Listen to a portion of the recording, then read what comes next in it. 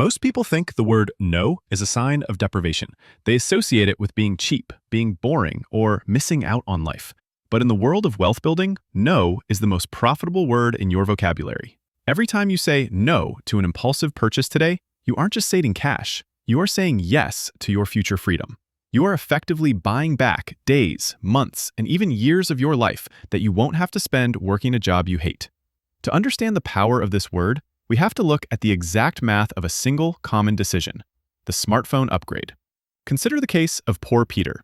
Peter has an iPhone 13 that works perfectly, but the latest model just dropped for 1,000 euros. Peter tells himself it's a small treat he can pay off in installments. Fast forward 3 years, Peter's phone is worth maybe 300 euros.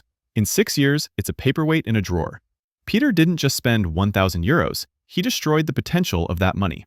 On the other side, we have Rich Richard. Richard has the same old phone, but he says no to the upgrade. He takes that 1,000 euros and puts it into a low-cost S&P 500 index fund.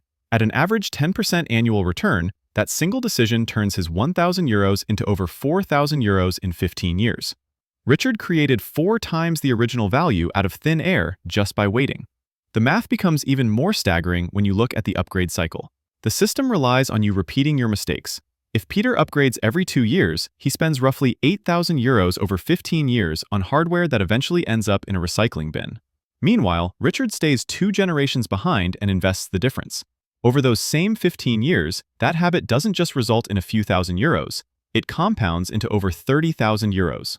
While Peter has a collection of tangled cables and storage-full notifications, Richard has the down payment for a flat. One said yes to a screen, the other said no to the marketing and yes to his future. This strategy isn't just for big tech, it applies to the micro leaks that drain your wealth daily. Think about the €5 daily coffee bought out of habit, the €15 subscription you don't watch, or the sale item you bought only because it was 40% off.